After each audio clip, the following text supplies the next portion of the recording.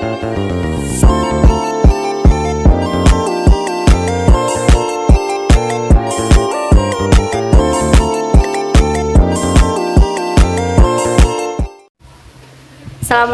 warahmatullahi wabarakatuh. Perkenalkan, saya di sini sebagai presentator pertama. Nama saya Melia Lelatani Hafid. Saya akan menjelaskan tentang definisi negara. Negara merupakan salah satu bentuk organisasi yang ada dalam kehidupan masyarakat. Pada prinsipnya, setiap warga masyarakat menjadi anggota dari suatu negara dan harus tunduk pada kekuasaan negara. Melalui kehidupan bernegara dengan pemerintahan yang ada di dalamnya, masyarakat ingin mewujudkan tujuan-tujuan tertentu, seperti terwujudnya ketentraman, ketertiban, dan kesejahteraan masyarakat. Agar pemerintah suatu negara memiliki kekuasaan untuk mengatur kehidupan masyarakat tidak bertindak seenaknya, maka ada sistem dan aturan tersebut menggambarkan suatu pertindakan dalam aturan yang paling tinggi tingkatannya sampai pada aturan yang paling rendah. Negara dan konstitusi adalah dui tunggal jika diibaratkan bangunan negara sebagai pilar-pilar atau tembok tidak bisa berdiri kokoh tanpa fondasi yang kuat, yaitu konstitusi Indonesia. Hampir setiap negara mempunyai konstitusi terlepas dari apakah konstitusi tersebut telah dilaksanakan dengan optimal atau belum. Yang jelas, konstitusi adalah perangkat negara yang perannya tak bisa dipandang sebelah mata. Beberapa pengertian negara menurut para ahli, salah satunya yaitu menurut Prof. Miriam Budiharjo, negara merupakan organisasi yang ada di dalam suatu wilayah yang dapat memaksakan kekuasaan yang sah terhadap semua golongan kekuasaan yang berada di dalamnya dan dapat menciptakan berbagai tujuan dari kehidupan tersebut. Assalamualaikum warahmatullahi wabarakatuh. Saya di sini akan menjelaskan mengenai fungsi konstitusi dalam negara. Yang pertama adalah menjamin hak asasi manusia. Konstitusi merupakan hukum tertinggi di Indonesia dan menjadi landasan bagi perlindungan dan penegakan hak asasi manusia. Konstitusi Indonesia mengatur hak-hak asasi manusia dalam berbagai pasal, seperti kebebasan berekspresi, hak atas pendidikan, hak atas kesehatan, hak atas pekerjaan, dan lain-lain. Konstitusi sebagai dasar hukum suatu negara juga menjamin hak asasi manusia sebagai bagian dari hak yang diakui oleh negara. Konstitusi juga menjadi instrumen yang dapat menjamin kebebasan berpendapat, berkumpul, beragama, dan hak atas perlindungan hukum. Dalam Undang-Undang Dasar Negara Republik Indonesia tahun 1945 memuat konstitusi dan hak asasi manusia yang diakui oleh negara. Prinsip dasar negara dan hak asasi manusia yang diatur oleh pasal-pasal dalam UUD 1945 telah ditetapkan.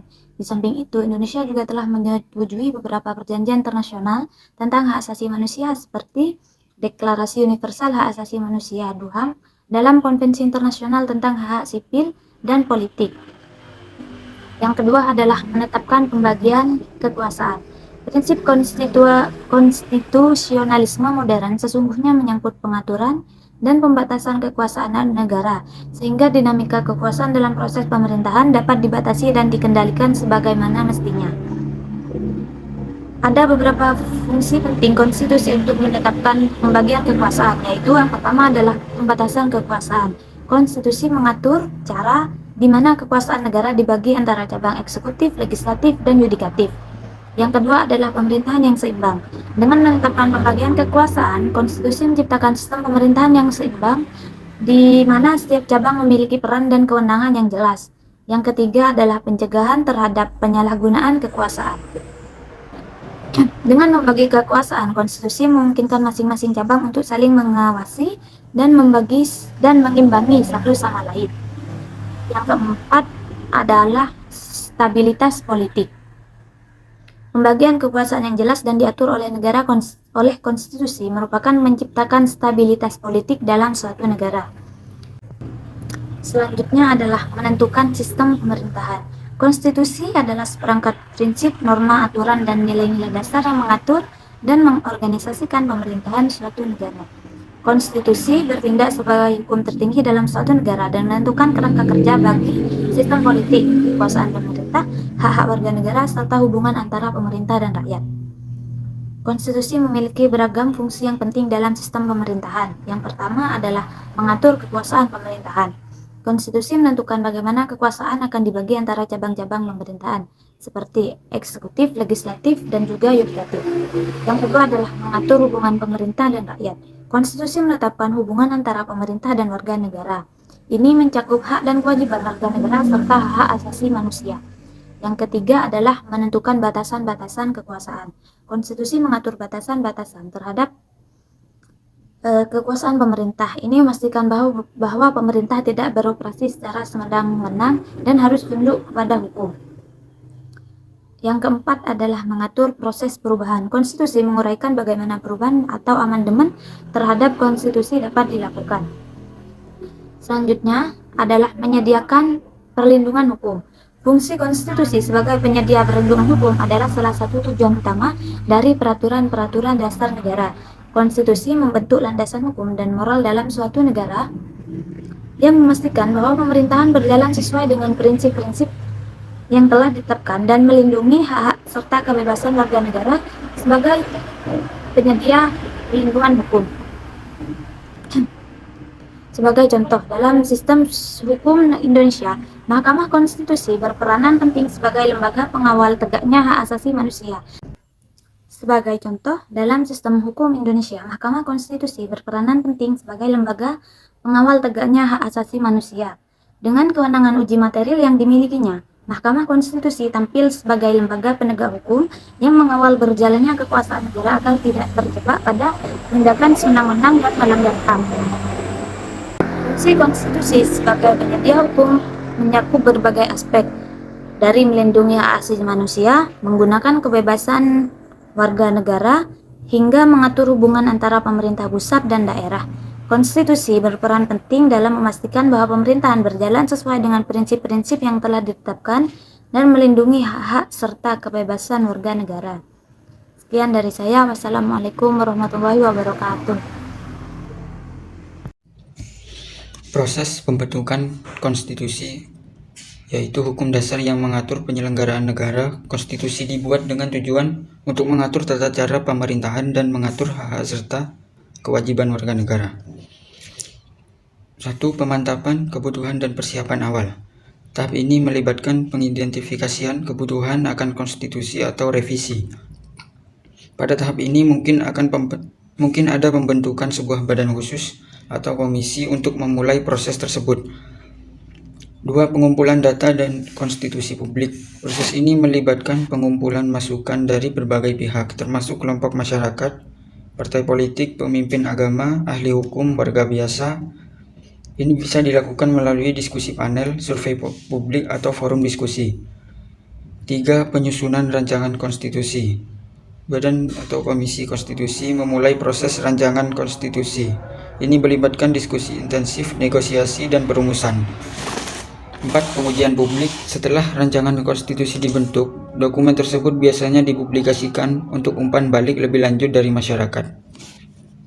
5. Pemilihan dan ratifikasi. Konstitusi atau revisi yang diusulkan kemudian mungkin harus disahkan oleh badan legislatif atau melalui referendum rakyat tergantung pada prosedur yang sudah ditetapkan dalam konstitusi. 6. Implementasi dan pemantapan. Setelah konstitusi baru disahkan, langkah terakhir adalah implementasi dan pemantapan. Kelembagaan yang sesuai dengan prinsip dan ketentuan-ketentuan yang terkandung di dalamnya. Konstitusi di berbagai negara. Perkembangan konstitusi berbeda-beda di setiap negara, mencerminkan konteks sejarah, budaya, dan politik yang unik. Contoh seperti di Inggris, Swiss, Amerika, dan Perancis. Assalamualaikum warahmatullahi wabarakatuh. Untuk pembahasan selanjutnya yakni mengenai konstitusi di negara Indonesia. Yang pertama ada sejarah konstitusi di Indonesia. Di Indonesia, perjalanan ketatanegaraan dimulai pada masa kolonial di bawah pemerintahan Hindia Belanda. Pemerintah kolonial Belanda memegang kekuasaan absolut tanpa konstitusi formal yang mengatur wilayah tersebut. Sumpah Pemuda tahun 1928 menandai dimulainya perjuangan nasionalisme dan kemerdekaan Indonesia yang menganjurkan persatuan, bahasa nasional, dan identitas budaya. Proklamasi kemerdekaan pada 17 Agustus menandai resminya proklamasi kemerdekaan Indonesia, meski belum ada konstitusi tertulis pada saat itu. Undang-Undang 1945 kemudian dirancang oleh Badan Penyelidik Usaha-Usaha Persiapan Kemerdekaan Indonesia atau BPUPKI dan disahkan pada 18 Agustus 1945 menjadi konstitusi formal pertama di Indonesia. Para pendiri negara Kesatuan Republik Indonesia telah sepakat untuk menyusun sebuah undang-undang dasar sebagai konstitusi tertulis dengan segala arti dan fungsinya. Kemudian sehari setelah proklamasi kemerdekaan Republik Indonesia pada tanggal 17 Agustus, Konstitusi Indonesia sebagai sesuatu revolusi groundwork telah disahkan pada 18 Agustus oleh Panitia Persiapan Kemerdekaan Indonesia dalam naskah Undang-Undang Dasar Negara Republik Indonesia. Dengan demikian, sekalipun Undang-Undang Dasar 1945 itu merupakan konstitusi yang sangat singkat dan hanya memuat 37 pasal, namun ketiga materi muatan konstitusi yang harus ada menurut ketentuan umum teori konstitusi telah terpenuhi dalam Undang-Undang Dasar 1945 tersebut. Lalu penjelasan selanjutnya yakni mengenai pilar-pilar konstitusi. Yang pertama, demokrasi yang berketuhanan yang Maha Esa. Gelar ini menekankan pentingnya menjalankan demokrasi dengan menghormati nilai-nilai dan kaidah-kaidah dasar ketuhanan yang Maha Esa. Hal ini mencakup pengakuan terhadap keberadaan Tuhan dan prinsip-prinsip moral dalam penyelenggaraan negara. Yang kedua, demokrasi yang berkeadilan. Demokrasi ini hanya berfokus pada kekuatan fisik atau kekuatan massa semata, tapi juga memperhatikan aspek-aspek intelektual dan emosional dalam pengambilan keputusan.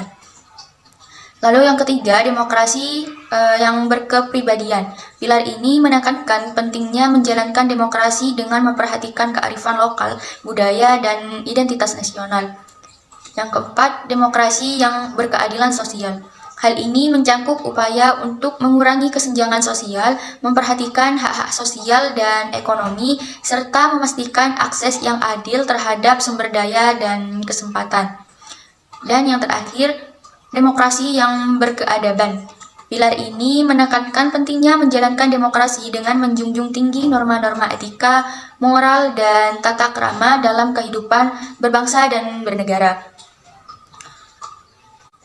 Pilar-pilar konstitusi ini menjadi dasar dalam menjalankan sistem pemerintahan dan kehidupan berdemokrasi di Indonesia.